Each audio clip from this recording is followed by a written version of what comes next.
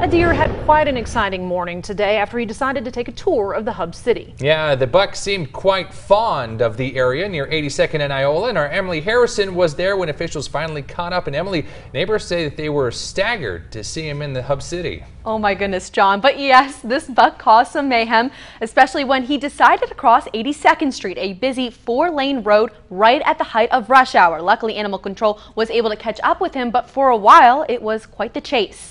I was in my front yard and came out to look at the lawn to see whether or not I needed to mow it, and there was this big buck standing right there between our neighbors. A one-antler buck happily chewing away at his grass. Chris Techmere says he was shocked to see a deer so far within the city limits and immediately called police. When the officer showed up, we were trying to get a lasso on him, or trying to shoot him at that time.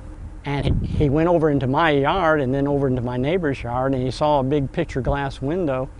And of course, as deers do, they think it's an opening.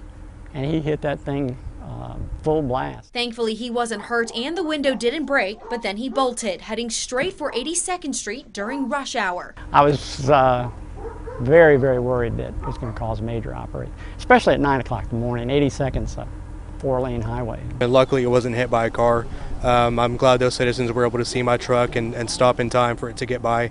After that, it ended up near 80th and Genoa. And that's where Animal Control finally cornered the buck and tranquilized him. After that, they loaded him up, gave him some water, and let him sleep off his very long day. Honestly, this is like I said, third, fourth time in my 3 years with Animal Services that this happens, and I think they just get curious, and then after a little bit they kind of get spooked and I guess freaked out on where they're at. And in just a few hours he was off eating grass again, but this time in a much safer location. Once they wake up, they'll kind of hobble off for a little bit and then they're gone, back to themselves.